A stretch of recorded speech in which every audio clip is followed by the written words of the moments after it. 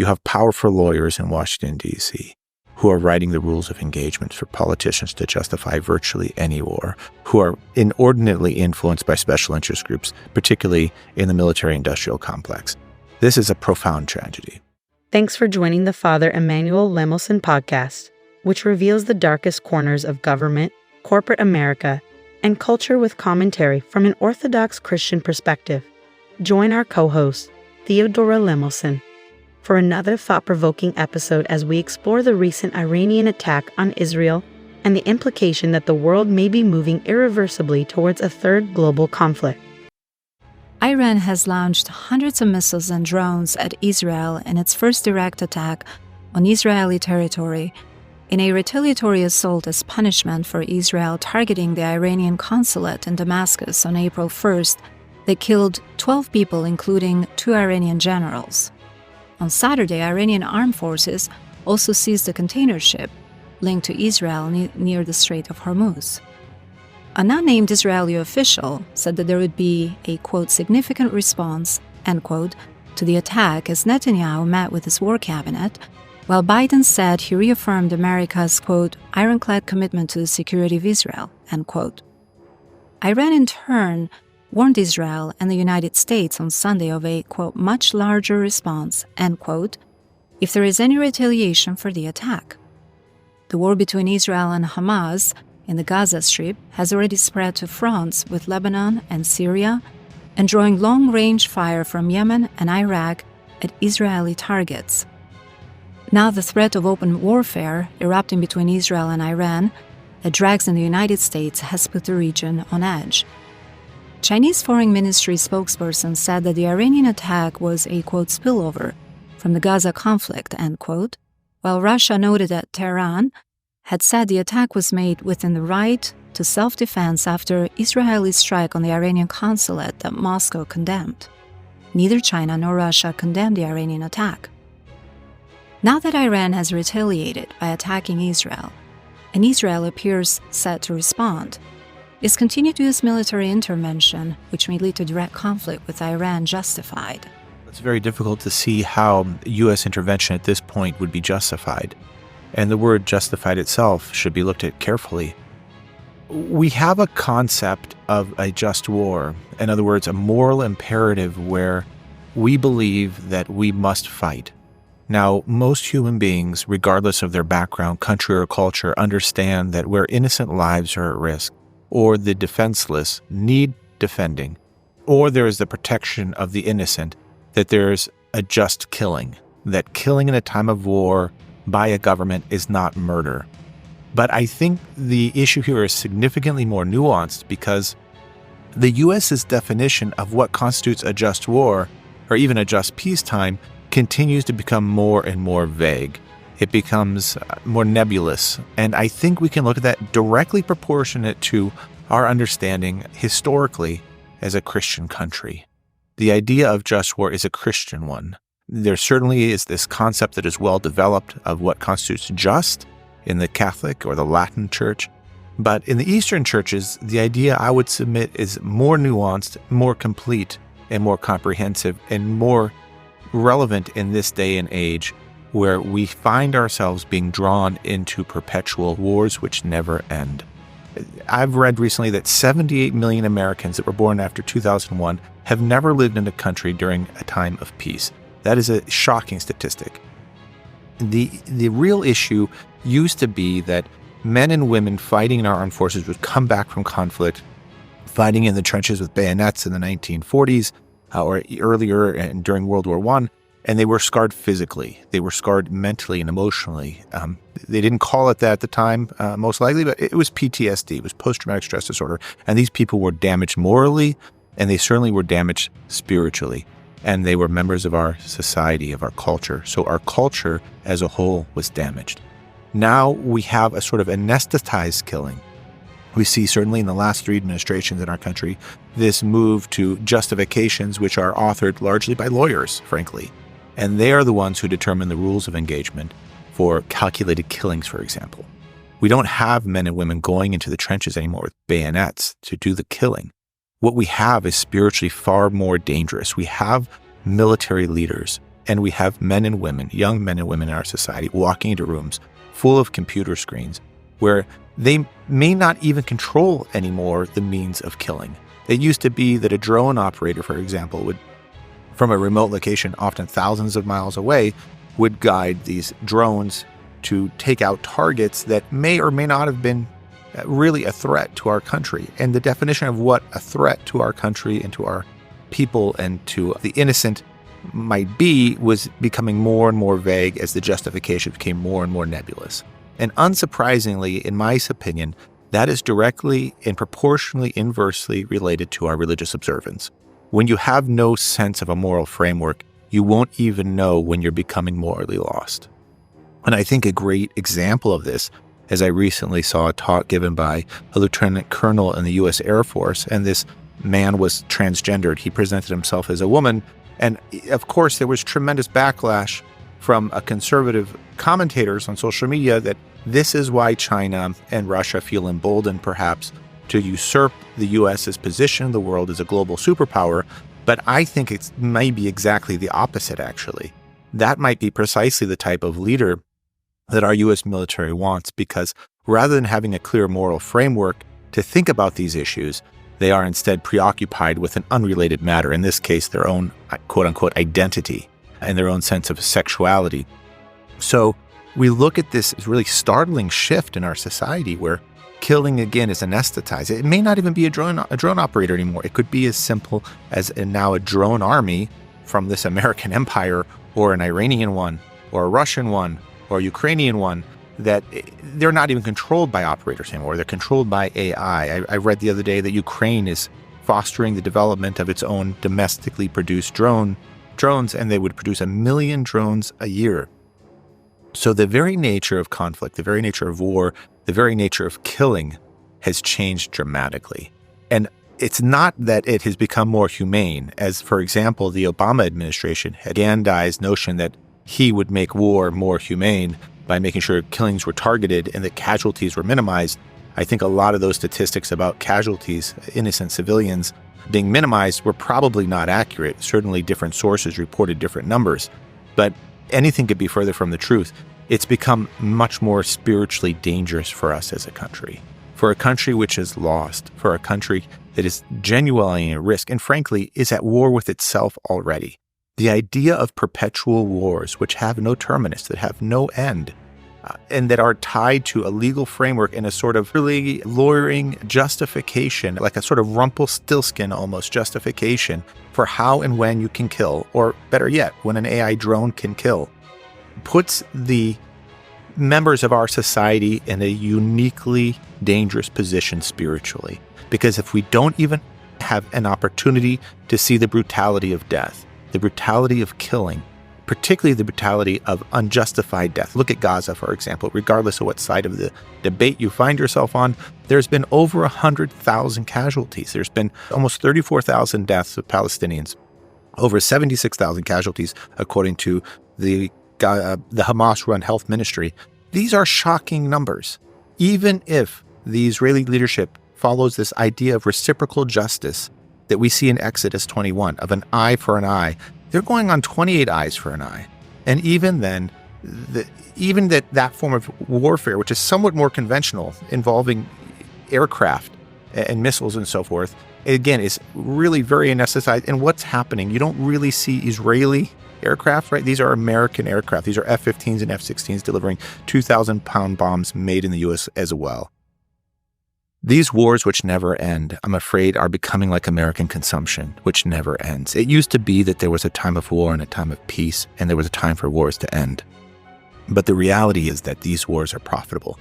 They're feeding into an industrial military complex which has extraordinary influence over our government. And if you just look, for example, the stock price of some of our largest contractors, military contractors in the U.S. since February 2022, when Russia invaded Ukraine, their stock prices are up 15, 20, 25, 30, 35%. You look at General Dynamics, Textron, Lockheed Martin, all of these major players, Northrop Grumman, these shareholders have gained billions in shareholder value. Their management teams have been dramatically enriched. This is good for business, but it's terrible for the soul of our country. And it's extraordinarily dangerous spiritually when we cannot even apprehend what we are doing, because the very definition of justice and just war is so profoundly blurred. What happens afterwards? What happens to the soul of the nation? It used to be that, as I gave sort of these allusions to World War I and World War II, people would come back wounded physically, mentally, emotionally, and certainly spiritually, and they needed healing.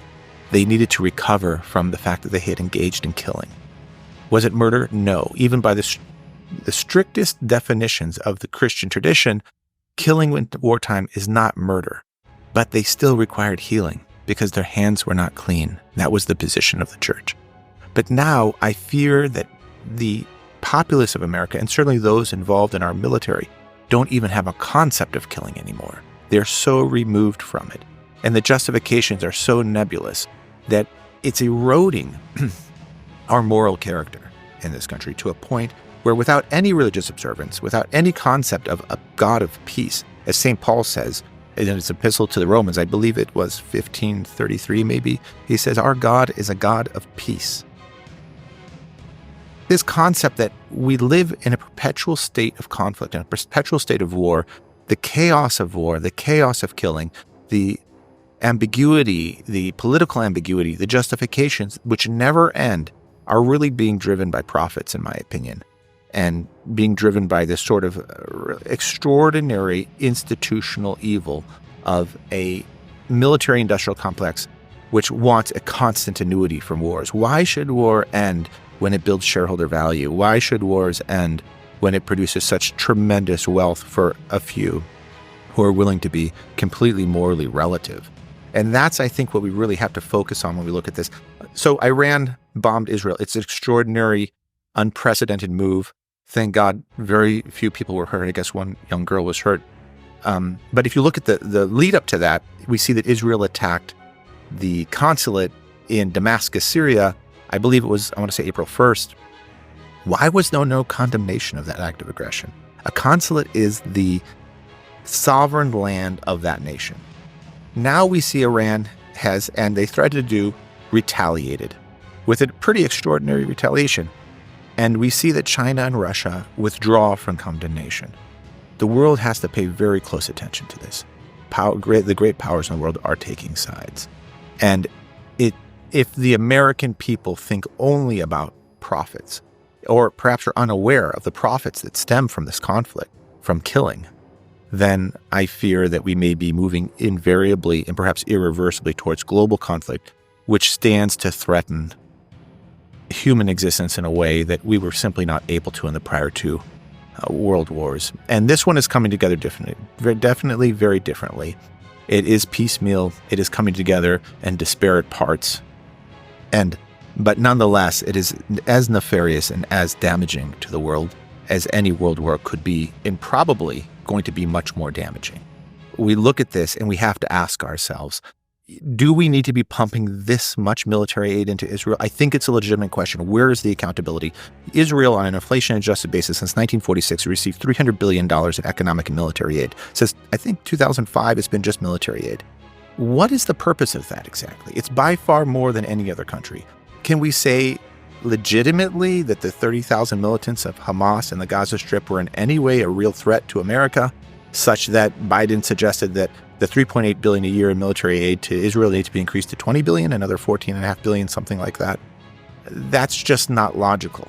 There's no logical, rational explanation that would be part of any sort of reasonable classical understanding of a just war theory. So we see America fighting wars, but they're fighting them very much so by proxy now. We are very much so fighting a war in Ukraine. From a business point of view, business could not be better. We're fighting a war in Gaza Strip, tiny Gaza Strip, the great American empire. Billions and billions of weapons are being sold. That is not a justification for war. Now we look at this escalation of events, and we should ask ourselves very legitimately, who's behind it? It's easy to say maybe Netanyahu wants America to be pulled into this war. And of course, the Biden administration has these sort of opposed ideas about, we want de-escalation. We're telling Iran not to respond. We want de-escalation. We want de-escalation. We want de-escalation. But at the same time offers, quote unquote, ironclad assurances to the Israeli leadership that the U.S. has their back. There's all these aircraft carriers in the Mediterranean. I read this morning Marines were being sent in that area. that's irreconcilable because it is giving, in this case, Israel, again, carte blanche, a blank check to act seemingly with impunity. I'm not taking sides. I'm not suggesting that one side is justified and the other is not. But the political ambiguity of the United States serves one purpose. It serves the revenues and profits of the military-industrial complex. And the killing which is going on, as far removed as Americans may believe they are from it, they are not actually removed from it because we are all part of it and we all have accountability in it. Putting our head in the sand and saying this is a distant problem and that everyone that we are engaged in conflict with is evil and morally wrong and we are morally superior is an oversimplification, if you ask me. And I think it's naive. It's far more nuanced than that. And it gets far more troubling when we consider that maybe it's not Netanyahu that wants the U.S. brought into this. Maybe it's not Hamas. Maybe it's not Iran. Maybe it's interests outside the Middle East. Maybe it's China. Maybe it's Russia. Or worse yet, maybe the interests for the United States to be pulled into this are domestic. And that requires close scrutiny and thought and reflection on whether or not the policies, the foreign policy, the military policy of the U.S., especially over the last three administrations of Bush, Obama, Trump, moving increasingly towards this myth, this sort of smoke and mirrors that war can be made more humane, as if killing is humane ever. Whether or not that's simply brought us further and further away from an ability to apprehend the great injustice, actually, of killing where it's not necessary. It's not bringing new life, to be sure. And in most of these cases, I don't think we can say we're sparing life. We're not protecting innocence. There is such thing as evil in the war. There is a time for war. And in that sense, wars will happen, and they've happened throughout history, though the church has never condemned it. To be clear, while the Latin church may have a concept of just war, the Eastern churches have never condoned it. In fact, the concept amongst early Christians and the early church fathers, very much, including Augustine, who we can say is a Latin father, was very much so that the true Christian would rather die than be killed. Nonetheless, we have to look at where we've come to today in society and what is actually going on in these conflicts. And we have to try to recover a sense of our identity as Christians, as a nation, if we're ever to understand a morality of just war, if we're ever to understand that wars should come to an end and that we should not be involved in them perpetually. It's not just the 78 million Americans involved in war since 2001 who've never known a time of peace. If we look back at the entire history of the United States, something like 5% of the time we've been living in peace. Other than that, 95% of the time, the country has been at war. I once asked a close friend of mine, a very pious monk, actually living in Greece, I said, "How do you see Americans?" And he shocked me with his response. He said, he sees them as killers. I could not wrap my mind around it at that time. But he can be forgiven maybe for seeing America that way. Despite its greatness, despite its great achievements, I think he could be forgiven for seeing America as a country that pumping the world full of weapons. Look at Ukraine. I think it's $44 billion in military aid to Ukraine. This is an extraordinary amount of weapon sales. It's not conspiracy theory. It's not exaggeration. It's not hyperbole to say that this influence of the military-industrial complex, not unlike the pharmaceutical industry, which is sprawling and seemingly omnipotent in our society. So as we become further and further removed from the killing, from the blood shed, from the moral implications, from the psychological implications, we actually become more and more spiritually dead to it. And therein lies the real risk. Not that we will, by mistake, engage in an unjust war. Certainly we have, I'm sure, over the years, even the greatest leaders in our country would acknowledge that. But the real risk that we, as Americans, become so desensitized and so unaware of it that we actually are dead to being able to apprehend what's morally right and what is morally wrong anymore. And therein lies the real risk. The Associated Press has reported that China has surged sales to Russia of machine tools, microelectronics, and other technology that Moscow utilizes to produce missiles, tanks, aircraft, and other weaponry for use in its war against Ukraine. China has also backed Russia diplomatically and blamed the West for provoking Russian President Vladimir Putin's decision to launch the war, and refrained from calling it an invasion in apparent deference to the Kremlin. China has also maintained robust economic ties with Moscow, alongside India and other countries, despite sanctions from Washington and its allies. Secretary of State Antony Blinken last year spotlighted intelligence that showed China was considering providing arms and ammunition to Russia. With the expanding risks in the Middle East, an ongoing war in Ukraine, virtually every major world power or alliance is already directly or indirectly involved or has taken a side. Are these seemingly disparate fragments of conflict coming together to form a third major global conflict? And what are the implications? We have to pray that this is not the onset of a third global confrontation or a third global conflict. In terms of the implications, they would be extreme. I think everyone understands that we're living in the nuclear age, where there's an overwhelming number of nuclear weapons which can literally destroy the earth. It's been said that the love of money is the root of all kinds of evil. I think that was Timothy 6:10. We consider the sale of arms from China, the potential sale of arms from China to Russia, or the components for making arms, and these other trades between Russia and Iran and so forth. At the one hand, the inclination is to think wars can bankrupt a country because they're incredibly expensive, but they're really a source of profit for another country because in every transaction there's a buyer and a seller. I fear that the historical notion that wars must come to an end has faded from our collective consciousness because of a sort of capitalism gone awry and the excessive influence of the military-industrial complex, not just in the United States, but undoubtedly in these other industrialized countries like China and Russia.